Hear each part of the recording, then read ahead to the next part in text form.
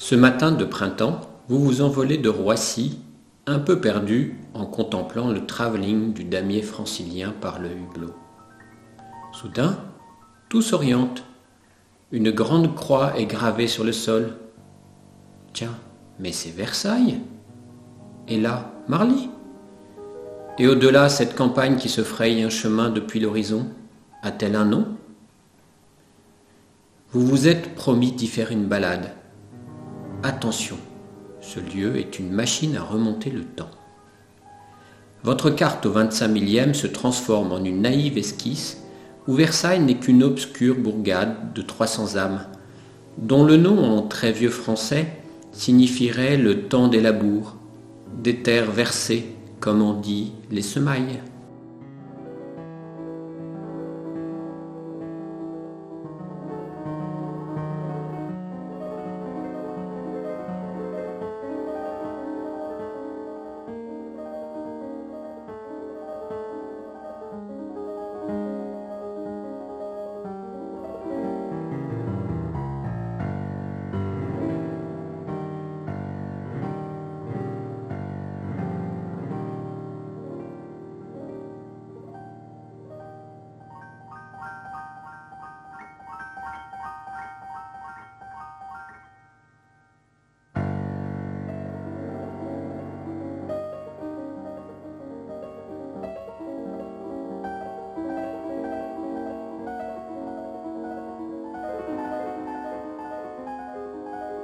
Et ce qui vous entoure n'est pas encore une plaine sur les cartes anciennes, mais un val où le petit rue de Galie a longtemps espéré avoir le dernier mot. Mais l'histoire s'est infléchie le 24 août 1607. À 6 ans, le dauphin de France découvre ce territoire pour sa première chasse. Coup de cœur, devenu roi, Louis, 13e du nom, achète les 3 hectares de sa garenne de Versailles et décide en 1623 d'y édifier un petit château sur une butte venteuse, puis un parc dont il va fixer l'orientation générale avec son jardinier Jacques Boisseau. Les innovations ne font que commencer. Vous connaissez la suite. Le roi Soleil, grand bâtisseur devant l'Éternel, une France centre du monde occidental et au service d'une Dream Team de génies non moins génialement repérés par Fouquet. Des milliers d'ouvriers, des matériaux précieux, des terrassements gigantesques qui vont, au miracle, nous laisser la beauté en héritage.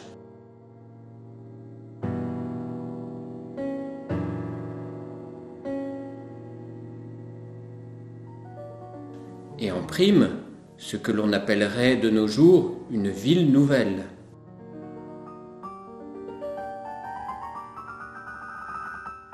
Vous l'avez deviné, la vraie maîtresse de Louis XIV, c'était sa campagne, sublimée en parc, parée de pierres précieuses, de plomb et bronze dorés emperlés d'eau.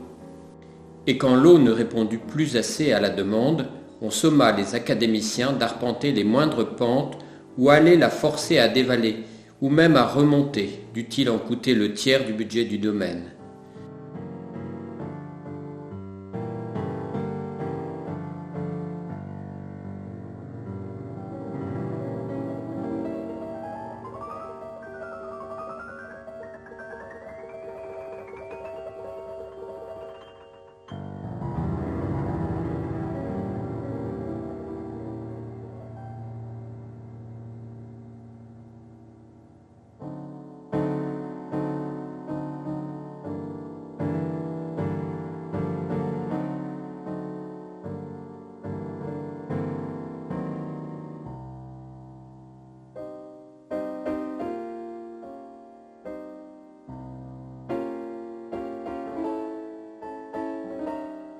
Et on embrasait bassins, châteaux et villes aux grandes dames de ce pingre de messire Colbert.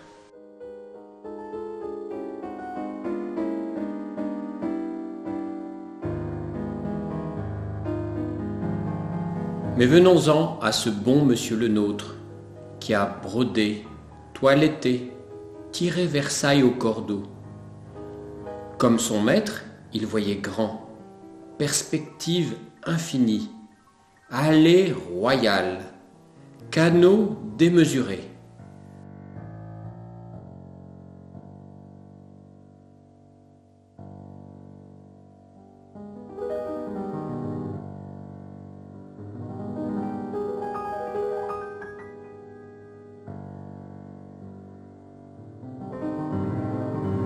pardonnez cette parenthèse, a-t-il inspiré Ferdinand de Lesseps, né à Versailles?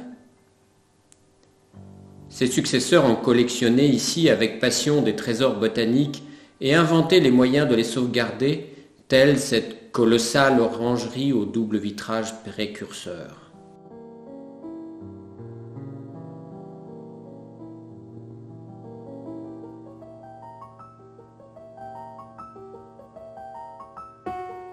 Jean-Baptiste de la Quintinie mérite pareillement l'admiration. Cet ancien avocat abandonna le barreau pour se consacrer à l'horticulture et transforma un marécage pestilentiel en corne d'abondance. Des primeurs, des figues 8 mois de l'année, des ananas pour la table du roi. La dynastie des Lenormand lui succédera avec bonheur, à l'ombre d'une cathédrale toute récente dans le paysage. Plus tard, Hardy sauve le potager d'un projet de gare de marchandises et crée l'Ortie, école de référence, relayée maintenant par l'École nationale supérieure du paysage. Le potager du roi de nos jours est bien à l'étroit. Quelques hectares de l'autre côté de la pièce d'eau des Suisses, par exemple, contribueraient à ce qu'il puisse se développer durablement. Les souverains se sont aussi intéressés à la faune. La ménagerie abritait, entre autres, reptiles, autruches, rhinocéros et même un éléphant. Mais la grande affaire, c'était la chasse, le plaisir royal. Le cheval portait une civilisation et rien n'était trop beau pour lui. Les chiens faisaient aussi partie des indispensables. Les meutes royales en comptaient plus de 500. Notre territoire se prête encore plus que jamais à l'hébergement des chevaux et aux activités équestres des plus éducatives aux plus acrobatiques.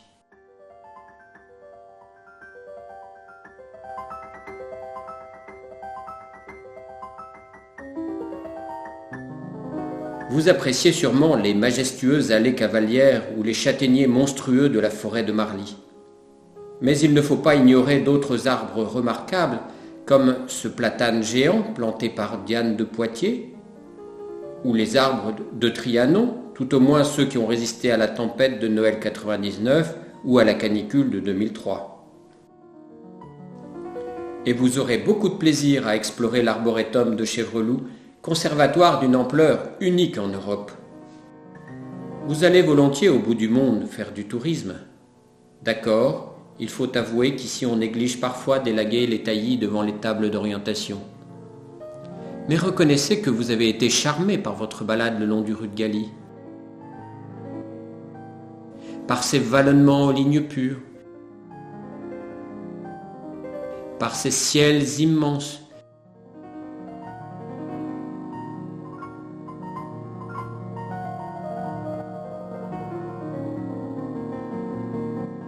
par ces rencontres nées à mufle.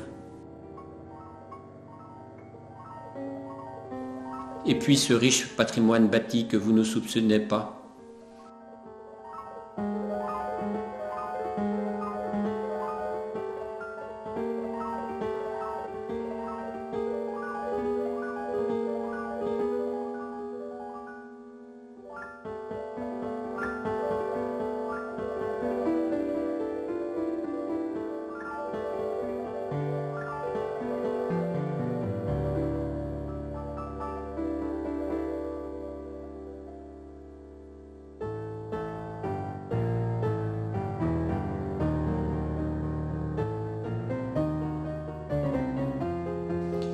Et même cette minuscule mairie, école, poste, qui vous réconcilie avec la vie mieux que les tours de Shanghai où vous étiez hier encore. Vous avez aussi perçu la richesse nourricière de cette terre, dans la plaine comme sur le plateau, de ce limon précieux qui porte fruits et grains. Vous avez assez survolé de terres arides pour savoir qu'au moins celles-là, il faut les exploiter de manière exemplaire. Nos aïeux savaient soigner leur jardin, et nos derniers rois attachaient bien plus d'intérêt aux travaux botaniques de Jussieu ou de Richard qu'ils ne s'inquiétaient des frivolités d'une jeune reine. Une des grandes chances de la plaine de Versailles aura été la création de l'Institut royal agronomique de Grignon en 1826, devenu récemment AgroParisTech, après sa fusion avec l'ENGREF et l'ENSIA. Elle est à l'origine d'innombrables innovations, notamment sur les engins agricoles.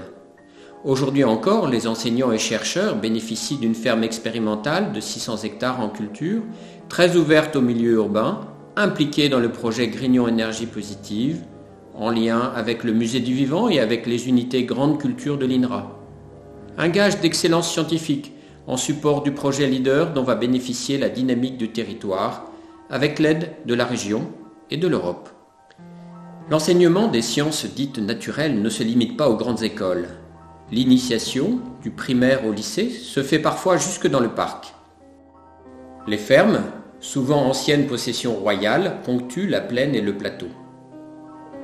Bien des bâtiments souffrent d'une désadaptation aux besoins modernes et vous ne serez pas surpris de voir leur destination changer.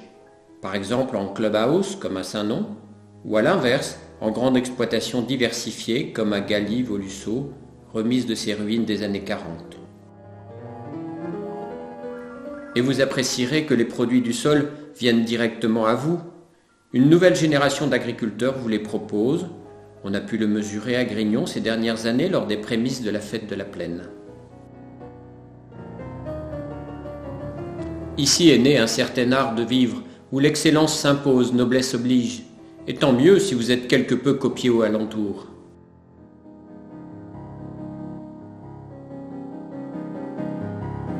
Pour ces millions de visiteurs, Versailles demeure un haut lieu synonyme de perfection et d'innovation. En témoignent entre autres ces quelques prestations festives, parfois de grande pureté classique, mais le plus souvent très originales.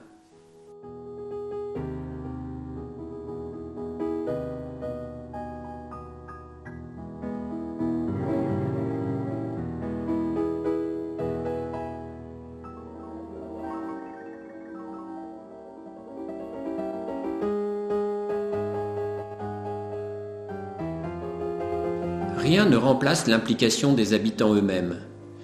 Vous serez le bienvenu en renfort d'un tissu associatif extrêmement motivé, attaché à la mise en valeur du territoire, à la défense de l'environnement, à la prise de conscience du patrimoine historique, et en premier lieu de ce grand parc de chasse et des domaines royaux qui ont si fortement contribué à limiter une urbanisation anarchique du sud-ouest parisien.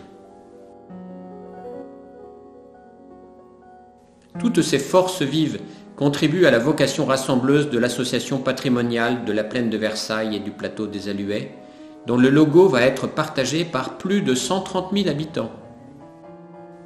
À l'orée de la plaine, heureusement protégée au titre des sites depuis l'an 2000, vous avez peut-être noté cette étonnante zone inscrite au patrimoine mondial par l'UNESCO. Un chemin d'exploitation rurale. Oui, mais quel chemin! Le souvenir presque oublié de la plus grande perspective d'Europe, chef-d'œuvre de Lenôtre et de Louis le Grand. Mais les idées géniales ont la vie dure, et peut-être serez-vous invité un jour prochain à sa nouvelle inauguration, à l'ouest comme à l'est du château.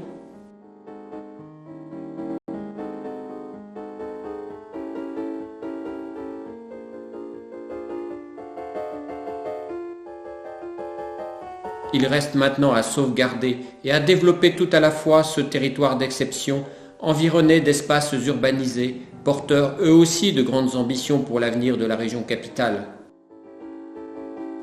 Les études abondent, les actes vont suivre, ils sont d'ores et déjà engagés. Puisse ce trop rapide survol, cette évocation bien incomplète, vous donner envie de suivre de près, voire de participer à cette belle aventure.